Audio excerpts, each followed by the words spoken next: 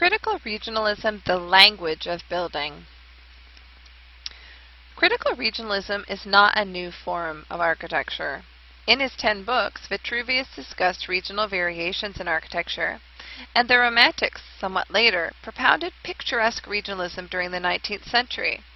In addition, it has dominated architecture in many countries during the last 2 centuries. This type of architecture is a strategy for achieving a more human architecture in the face of universally held abstractions and international cliches. The term was seized upon by Kenneth Frampton, who argued that architects should seek regional variations in their buildings instead of continuing to design in a style of global uniformity. While appreciating the dangers of industrialization and technology, Frampton did not advocate revivals of either the great historical styles or a humble vernacular type of building. In essence, he sought the destruction of global modernism, criticized postmodernism for reducing architecture to a mere sign, and proposed the introduction of new paradigms to indigenous genius loci. In his book, Frampton explains critical regionalism as a way to mediate the spectrum between universal civilization and the particularities of place. To maintain its critical edge, one needs to be aware of the draw of populism. Critical regionalism kind of sits between and beholding, simply requests the recognition of both world culture and universal civilization. And here a selection of quotes to remind you of some of the materials in part 1 of this lecture. Paul Ricoeur, How to Become Modern and Return to Sources, How to Revive an Old Dormant Civilization and Take Part in Universal Civilization. This is the challenge of critical regionalism. And then Frampton says, it may find its governing inspiration in such things as the range and quality of the local light, or in a tectonic derived from a peculiar structural mode, or in the topography of a given site. So it has to be critically self-conscious. In this part of the lecture, we're going to look quite quickly at a number of different projects, some we've seen before and some new, but these are now framed in terms of this idea of being examples of critical regionalism. A wonderful prototype of critical regionalism is the project Senazzolo City Hall, designed by Alvar Aalto. Aalto blended his modernist buildings into the surrounding forest, and he introduced brick elements, wood floors, stairs, and smooth irregular surfaces. For much of the project, he uses models taken directly from nature as well as local materials. He also, however, uses forms derived from historical buildings. So, when we think of critical regionalism as being critical of globalizing effect of modernism and sort of the subsequent reduction of cultural diversity, Aalto here brings to bear local traditions and building materials on a very modernist building in terms of its geometry and program. So it's a mixing, an assemblage of modern tradition with uniquely Finnish cultural traits.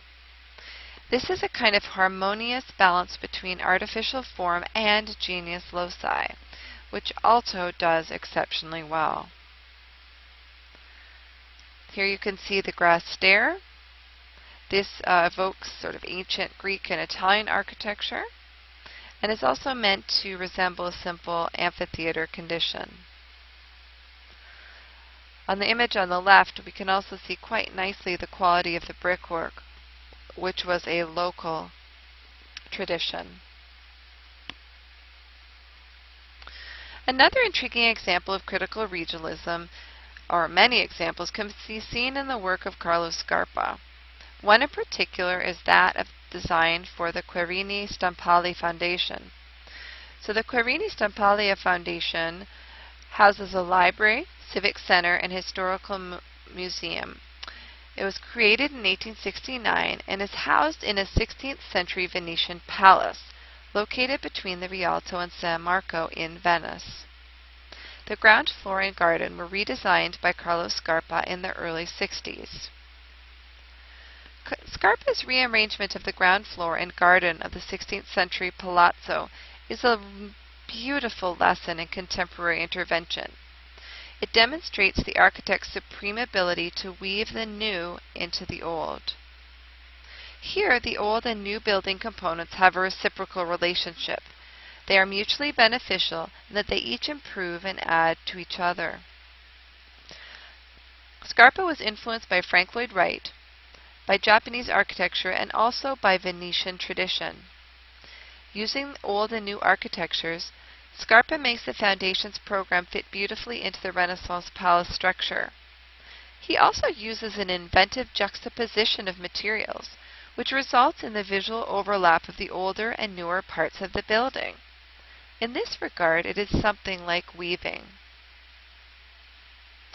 Inside the building, you can see on the left, Scarpa creates a striking exhibition space where the play of light creates exciting visual effects.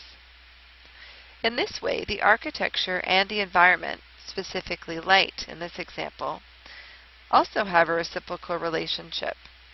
The building showcases the Venetian quality of light, and the light illuminates the building in special and original ways. One particularly notable feature of the foundation is the manner in which Scarpa handles water. Of course, water is fundamental to our understanding of Venice, and it is also something that is difficult to control. We're constantly dealing with floods. So here Scarpa uses water in an inspired way to take advantage of the rising and lowering of the Venice tide. It's reciprocal. See, a rising and falling water of the city waterways animates the water features and fountains of this garden. Both inside and outside, Scarpa's ensemble results not only in a perfect interaction of tradition and modernity, but also a reinterpretation of the phenomena of Venice, which also happened to be the place of Scarpa's birth.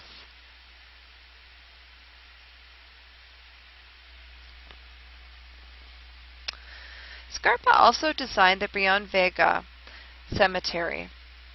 This is in Italy, and it's an extension of a family's existing cemetery.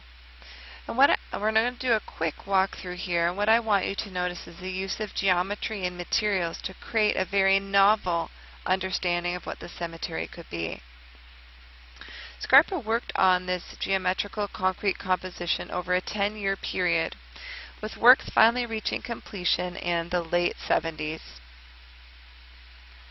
The L-shaped plot includes a complex of 5 buildings: a small chapel, entrance hall, a small steel and wood pavilion on an island, the main tomb, and an open-air structure covering the graves.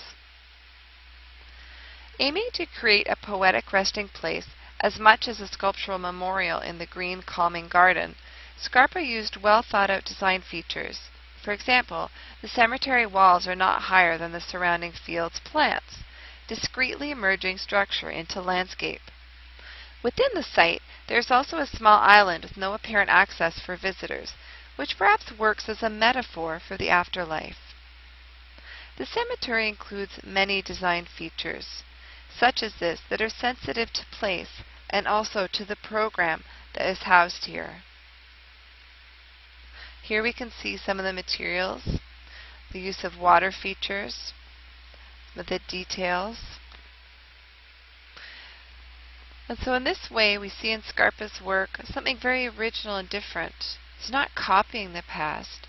He's not just designing what's always been designed there. Rather, he's introducing his own sensibility into a place, into a design, in such a way that it brings that place to life. It's respectful, yet builds on the locale. In the next few projects, we're going to look at some different designers working different parts of the world, This is Tadao Ando, and these are the Roko housing projects that he did in Japan. And one of the key things to see here is how very modern this appears to be. Yet when we dig a little closer, we start to understand how he looked at site, so in this case a very steep incline, and built the housing right into it. And also the history and vernacular of how housing projects were built in this part of Japan. So the collective housing has a variety of different things, and I'll just mention a few here. There is a variegated relationship between public and private, and he does this through the concept of alley spaces and public terraces. So there's separation and then also places where the residents would encounter one another.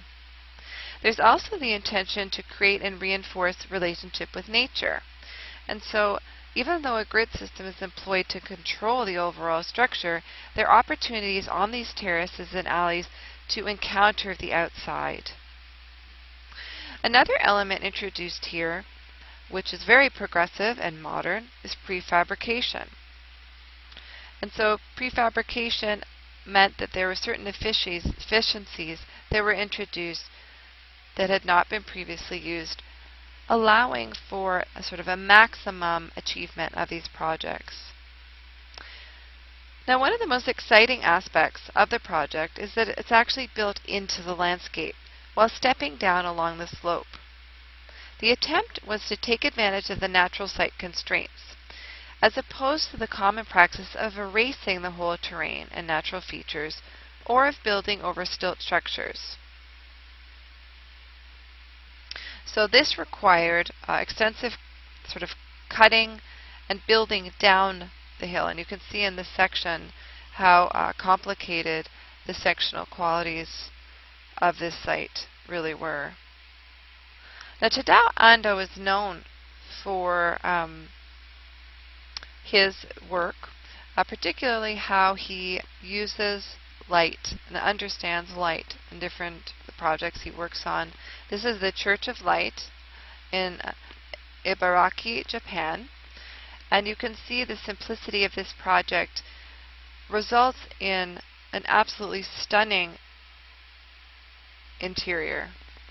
Simple, modern, yet creates a completely unique place.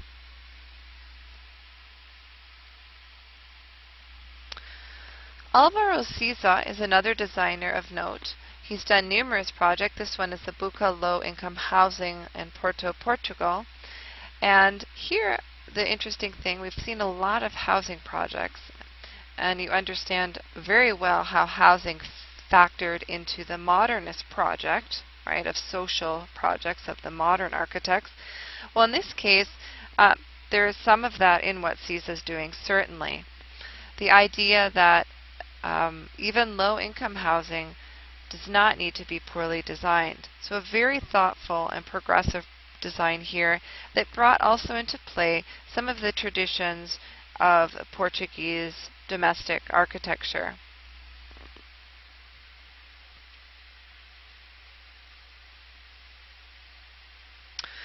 So a little bit about Buca. It's a very difficult site in that it backs up to an elevated railway embankment in an area just north of the commercial center of Porto, Porto is one of the larger cities in Portugal.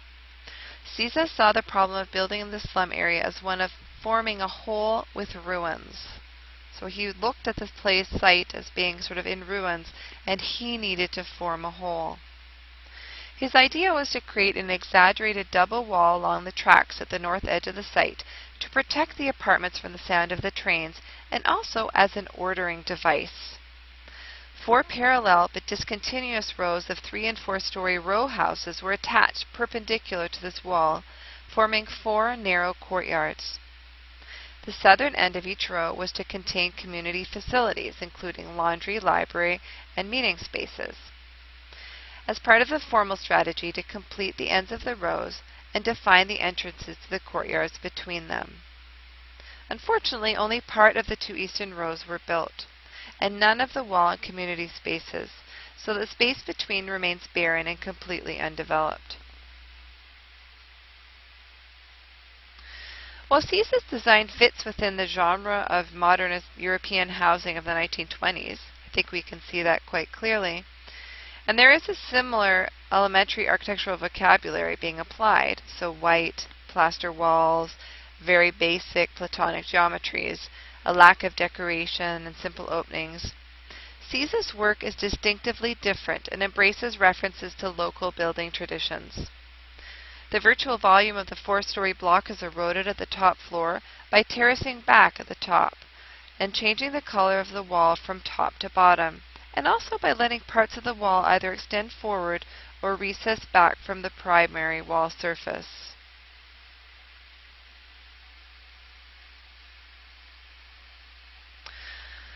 The next project we'll look at is Álvaro Sisa's municipal swimming pool in Leca de Palmera in Portugal. This complex is located on an exposed and rocky stretch of the Atlantic Ocean and consists of 2 swimming pools, changing facilities, a cafe, and various terraces. In the photographs, I want to remind you that what we're looking at here is for the local, for place, for evidence of some kind of critical regionalism. In this view, this aerial view, you can see the different pools, including a rectangular one for children, which is adjacent to a protected sand beach. Sisa's project consists of carefully constructed series of ramps and walkways that connect the different parts of the program and create a series of very compelling thresholds. In a close analysis of the project, we can see that Sisa's architecture defines multiple thresholds. 1. The first is between the land and the sea. 2. The second is between constructed and natural topographies. 3. And the third is the threshold between road and beach.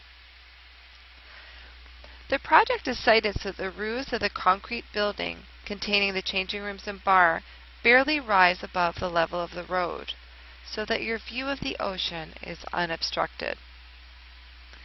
This low profile de-emphasizes the architecture and instead subtly marks the beginning of a journey from road to water. So let's take that journey through a few images. Due to the quiet entry, visitors penetrate the thickness of the linear concrete building in stages, alternating between dark and light, compression and release. As they descend the entry ramp, the walls angle inward to create a forced perspective. Visitors lose sight of the sea along a route where the program is discovered, rather than announced. The architecture heightens the transformation that occurs between the road and the water's edge, as the constructed aspects of the landscape gradually fall away, leaving only the outcroppings of rock and sand. After changing and passing through the showers, the visitor finally emerges onto a bridge and can see the horizon of the open ocean again. So here for Sisa, the site, the place, is all a threshold. Threshold becomes habitable. Threshold is the event. In Sisa's design, the expansive site with its endless horizon and uncontrollable sea is made inhabitable through the overlaying of scales of body, building, and landscape. In this way, the project engages the regional scale of the rocky coastal landscape, but also represents the smaller dimensions of human activity. Here's some images just so you get a sense how he's defining this place between land and sea, between what's constructed and what's natural, between the road and the beach. So while a functionally driven solution would have made an easier path from road to ocean, Sisa's approach in this project multiplies the layers of the site to make the passage much more memorable and more meaningful.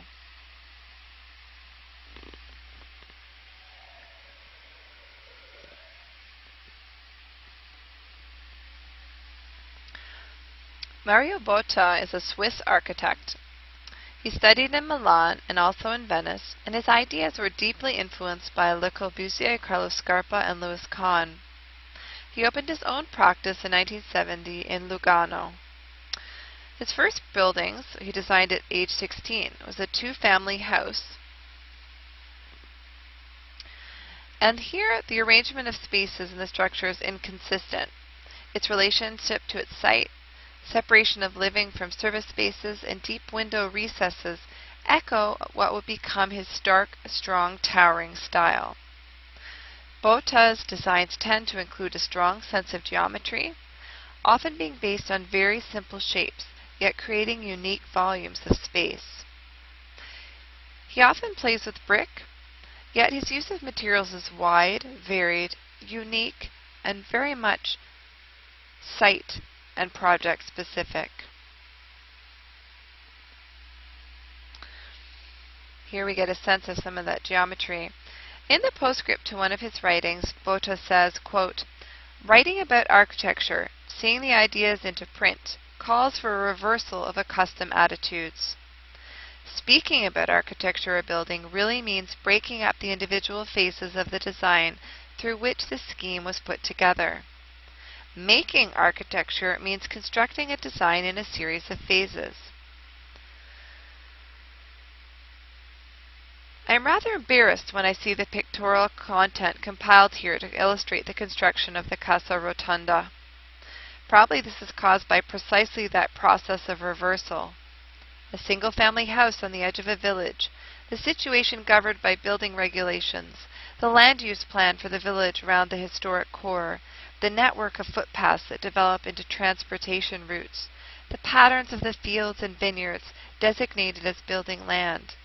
In this context, I was requested to design a single-family home on a small site on the northern tip of a new residential area.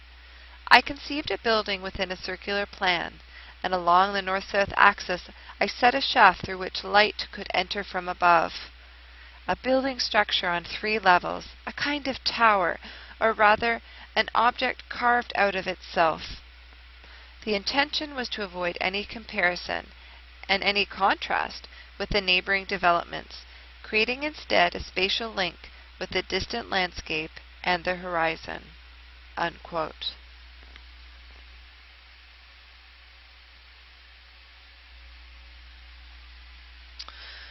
We've already seen in the Bruderklaus Chapel the work of Peter Zumthor and how he can be interpreted in many ways as being a phenomenologist, though he himself rejects the label. In the next few images, we'll look at a project in Val, Switzerland, the thermal baths. And what I want you to consider particularly is site, how the design celebrates, and here we can see in this image, the framing of the views of the mountains, and also program. So how you bring site and program together in a very specific, unique manner. So this is the site. It is in the mountains, and it was the site of a hot spring. There was a thermal bath there, but Zumthor was hired to come in and redesign and expand the facilities. This is what he said about the structure.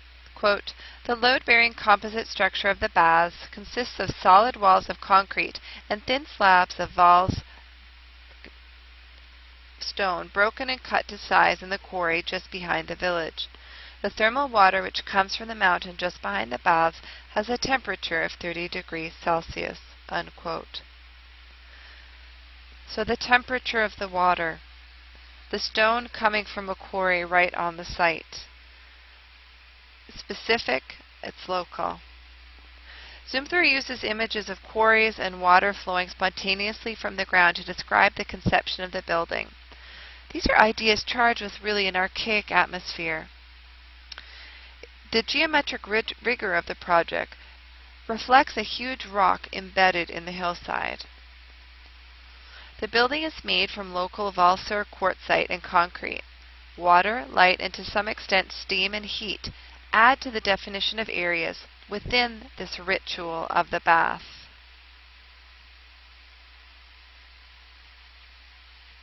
The use of light. The design in section to allow the different spaces, the hot to cold, the therapeutic bathing process. You can see here this really wonderful sectional quality of the fountain grotto, the high ceiling, and then the footprint, just a very simple square. Use of skylighting, steam, and here the outside pool. You can look right up the side of the mountain. No detail is left unexamined.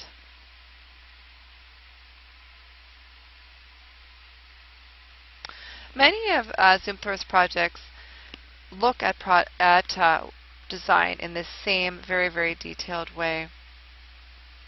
This project, the Kunsthaus Bregenz, an art museum, was completed 1 year after the opening of the thermal baths and really set Peter Zumthor as a sort of status of a master architect. The museum stands like a box of light on the shores of Lake Constance in Austria. Its inner light is ever-changing depending on the type of exhibition installed, the time of day, and the color of the sky. The building was designed to catch light with all of its surface and then distribute it into 3 levels of the gallery space. The glass skin is a freestanding structure supported by a metal frame. It also protects the interior concrete tower from rain and wind. Between each gallery level, there is a complete floor that is totally empty, which Zumthor refers to as a light plenum. And you get a sense of this in the image on the right. This is where the external light is collected and then spread into the gallery space below, creating a really unique and lovely ambient light. In this way, the gallery floor is a box of concrete without a top, and the ceiling is made of glass panels. The amount of light caught by the gap between the floors is enough to display some exhibitions without the use of any artificial light, and frees the wall surface from the need for window openings. In this way, Zumthor transforms technical and rational solutions into sensual and poetic situations. The way in which the glass shines against the light gives it a velvet-like visual texture. This softness continues inside, where the concrete surface is polished and soft to the touch, and where accessory elements such as frames and handrails are either polished or totally matte. Very sort of minimalist, refined detailing, focused on the program, but also the light quality of the very place within which it was built.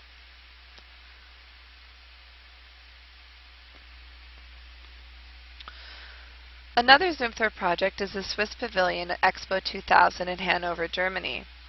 And we've seen several different international exhibitions during this course, and this is an expo, so a similar sort of idea.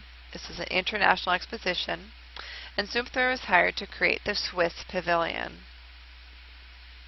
So for this, Zumthor and his collaborators provided a maze of 30-foot high wooden walls that leads to chambers where visitors might go to relax, snack, listen to live music, and maybe learn a thing or two about Switzerland.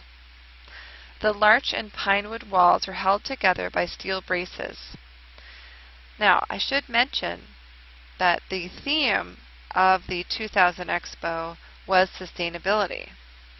And so Zumthor and his team decided that they needed to reflect this theme in the architecture itself. So they used larch and pinewood walls from Switzerland, so woods that were plentiful and representative of Switzerland, to create the building. But then, with the idea of sustainability in mind, all of the connections were made of steel braces, so they could be assembled without glue, bolts, or nails.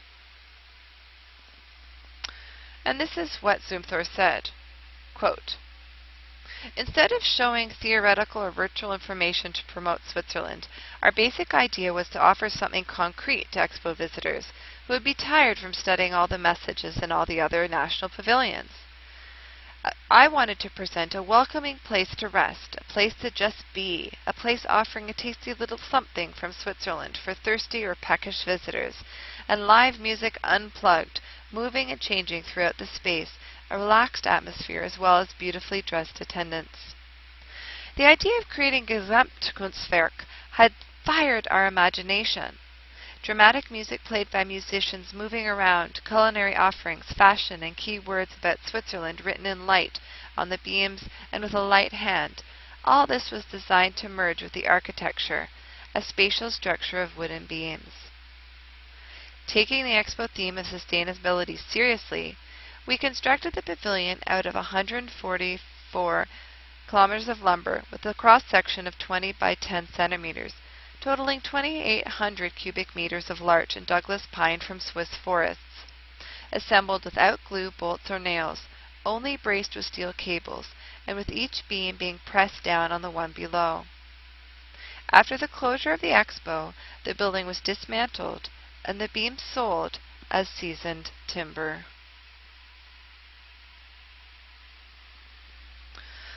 The next designer of note is Raphael Mineo. And I'm just going to go quickly through a couple of his projects here. He, as some of you may know, designed one of the studios at Cranbrook Art Academy. You may have seen the structure. This particular building that we're looking at in this slide is the Cathedral of Our Lady of the Angels in Los Angeles. It's the third largest cathedral in the world and the first cathedral to be built in the United States in over a century, or a quarter of a century at the time it was constructed. When Mineo was tasked with building this project, he was very conscious of not wanting the entrance to the cathedral to be directly on the street. So from Temple Street, visitors travel a sort of spiritual path.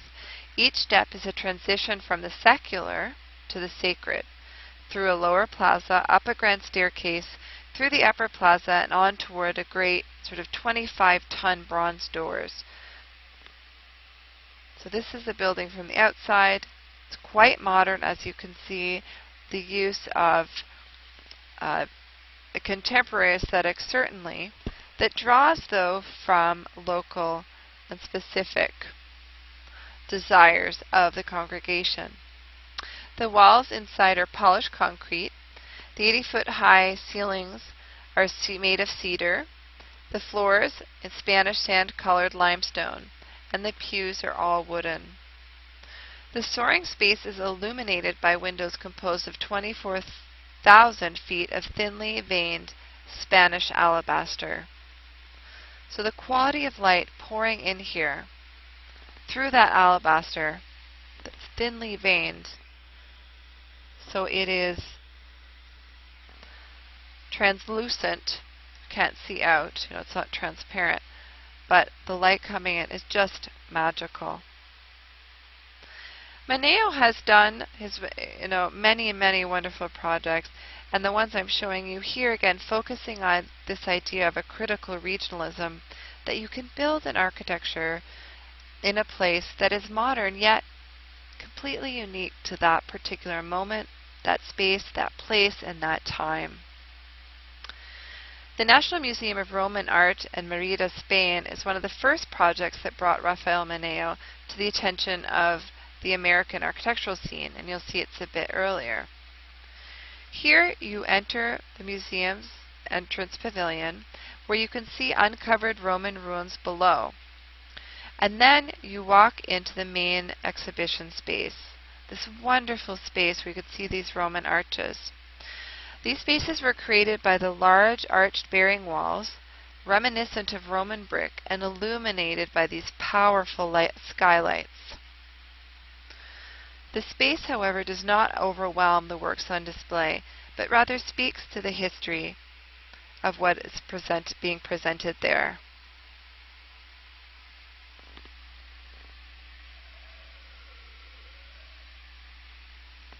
Notice these striations in the brickwork, the color, just phenomenal. Another Mineo project in quite a different aesthetic. This is a transit station in Madrid. Showing you here again his use of materials and geometry, program and place specific.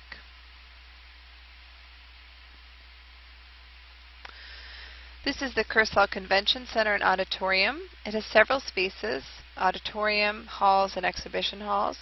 Also designed by Moneo. It's located in Donostia, San Sebastian in Spain. It opened in 1999. In terms of the overall partie of the project, it is constituted by two large prismatic volumes that emerge from a platform. So you get a sense of the plinth here in this exterior image. Each cube is formed by an inner prismatic structure surrounded by double translucent glass panels, which are supported by a metallic structure. Between these cubes, which house the different programs, so the concert hall and the other viewing spaces, between them there's a big walkable surface with sights out to the river and the beach and other bits and pieces of the surrounding landscape. Here you get a sense we're in the space between the different cubes. Notice the use of glass and reflective surfaces to draw the light into the middle of the building. Here we get a sense of how perhaps Moneo was influenced by Japanese architecture. The contrast between the translucent glass and the very rigid framing geometry. And far away from Spain, look at a couple of examples of projects by Glenn Murcutt in Australia. In our discussion of critical regionalism, I noted that it's not really a rejection of modernism, but rather the idea that it needed to be a progressive modern solution that took into account the local, the place, the genius loci. And one thing we can see here with Murcutt's work is that things that endure provide a connection over time, but also have a timeless essence. And the Magni House is one example of a project that can do this. It's a house, yes, but it's actually a place, made up of the house itself, its setting, and the relationship created by the presence of this intervention in the landscape. The Magni House belongs to its landscape in a very specific way. At the start of the project, the client envisioned the house on the ridge line, commanding the view over the surrounding paddocks to the sea. During early siting discussions, however, Murcutt suggested the house would perhaps be better located below the ridge, facing north to the sea, as this would provide a more appropriate response to the topography, climate, and seasons. In fact, as construction started on the house, foundations of an earlier house were discovered at that location. The making of this place was all about continuing an experience of life on the site. The house itself, envisioned as a response to the climate and site, was developed by listening to the site. The form of the house provides a windbreak from the southern winds, opens to the north in response to solar angles, and can be closed in depending on temperature and weather. A water axis runs the length of the house, reinforced by the roof valley, water surface spine, and roof catchment system, and separates the more closed service spaces on the south from the open served space on the north. A simple and compelling logic that feels correct, even from the very first sketch. So many of the features that we focus on today, such as sustainable elements, found early expression and form in this structure. And notice the date, this is 1982 through 84. But while it is a technically sophisticated solution, this house is not a machine. The technical features of the house have also enriched the narrative of the place. The clients measure the passing of the seasons by counting the number of tiles reached by the sun as the winter solstice approaches, and how far the light penetrates deep into the house. The overall partie of two separate yet joined living spaces also reinforces the flow of time. independent of family activities during the day, and the coming together of family around the hearth in the evening. And this is a quote from Murcutt. Architecture holds a remarkable series of issues. We deal with people, with buildings, with materials, with clients, with art. We deal with structure, lifestyle, food preparation, bathing, sleeping, privacy, prospects, sound, acoustic, music, finishes, colors, access, vehicular movements, street patterns, landscape. What aren't we dealing with? Money, too. Is there any other such occupation? At its fullest level, architecture is an extraordinary occupation. Another project of Murcutt's is the Simpson Lee House in Mount Wilson, Australia. This has been critically acclaimed, and it's located in the Blue Mountains just west of Sydney. It is a development of many of the ideas employed in various other houses, and as with many of Murcutt's domestic projects, the clients were engaged at every stage of the lengthy design and approval process. And that meant that their decision-making in the design was affected by their personal ethics and aesthetics. The clients requested a house with a secular monastic quality, and they wanted it to be very restrained. Simple hard-wearing materials, polished concrete floors, bagged painted brickwork, steel structural frame, and exterior corrugated metal sheeting are reduced to the point here of elemental abstraction. The emphasis is reinforced by the site topography where the rear low service wall is grounded against an existing rock ledge, so it's rooted right in the site. The living spaces form a new floating platform over a fall in the landscape, which anticipates a much larger valley beyond. Murcutt describes the circulation strategy as an acknowledgement of an existing aboriginal path. This linear movement connects two pavilions, a garage studio, and the major living spaces. A timber bridge passing an external pond includes this abstracted landscape within the built extent of the house. The uninterrupted connection to the landscape allows the rooms to be experienced as an open veranda. You can see this here, how it completely opens up to connect the interior space with the exterior.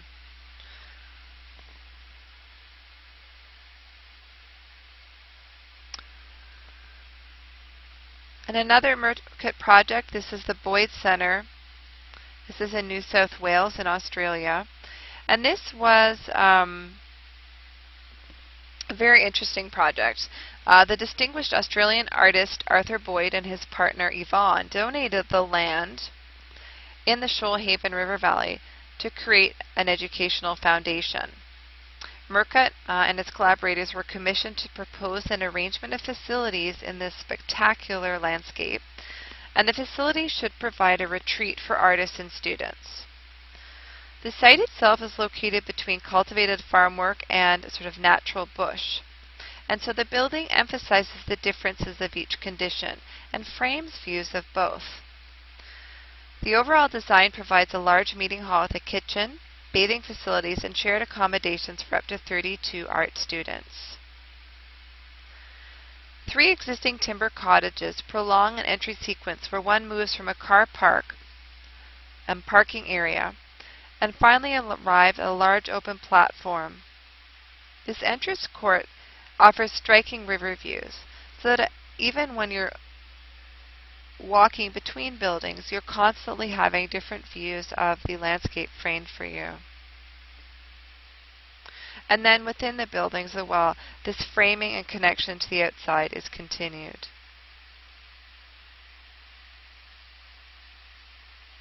Here you can see the simplicity of the materials and the use of overhangs, again, very, very conscious of the local climatic conditions, the sun, the light, the air. So Murcutt is an architect I would recommend that you consider studying if you're not familiar with his work already. In fact, every designer mentioned in today's lecture offers some very special and unique way of designing. which is why we're highlighting them here with critical regionalism. One of the last designers we'll discuss is Stephen Hall, and he is, again, another phenomenologist. I'm going to show you just a few projects. This is the Chiasma Museum of Contemporary Art. You can see just by its form, it's very unusual. But urbanistically, it filled a void and also created connections within Helsinki. On the inside, you'll note the abstraction of the geometry, the use of white. It's a very modern structure in terms of its coloration, yet in its geometry we see something a little different, something that's very, very site-specific. Now, speaking of site-specific, this is a project most of you are probably familiar with. This is the architect Göran Jötsson, and he designed the Sydney Opera House. You'll notice it was quite a long design process. They had a lot of issues with achieving the structure. So even though the inspiration is sort of this organic, natural forms, the actual technical solution was much harder to come by. But from the very outset, Jötsson was convinced that a new building in such a grand position has to be seen from all sides and has to be considered a large sculptural building. He was inspired by those sandstone heads at the entrance to Sydney Harbour. Many have said he was inspired by sails on boats, and others have discussed his interest in the motif of the shell. He himself has cited the idea of the movement of the ocean and of shells, and also the platform, the plinth that is out on the water here, was influenced by Jötsson's experience of Mayan architecture in Mexico, where there are often wide stairs leading to platforms that give one a limitless view. So his goal here is to create a unique, memorable place for the opera that would also provide a feeling of liberation from daily life through the uniqueness of the building itself. Another Jötsson project in Copenhagen, Denmark. From the outside you can see this is a church project. It's quite boxy. It doesn't really even hint at what is going on the inside.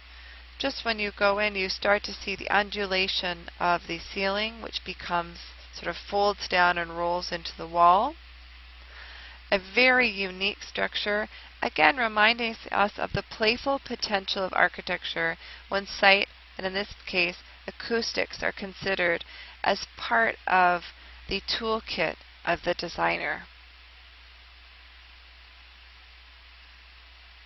So, in conclusion, there are 7 points that we can identify in critical regionalism. So, critical regionalism, first of all, is marginal. Most of the designers we've mentioned are well known, yet they would not consider themselves necessarily as working within a critical regional paradigm.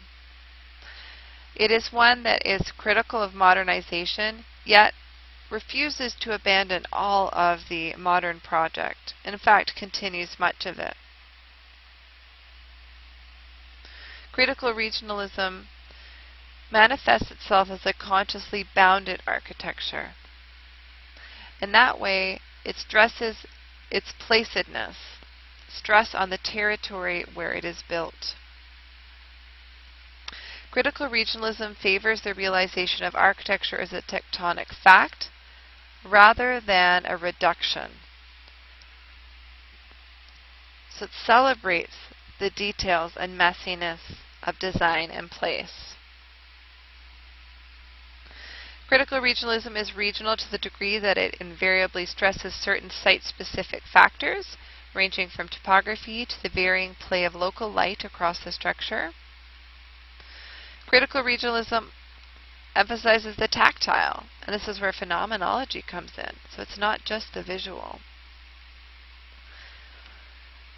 While opposed to the sentimental stimulation of local vernacular, critical regionalism may insert reinterpretations of vernacular elements.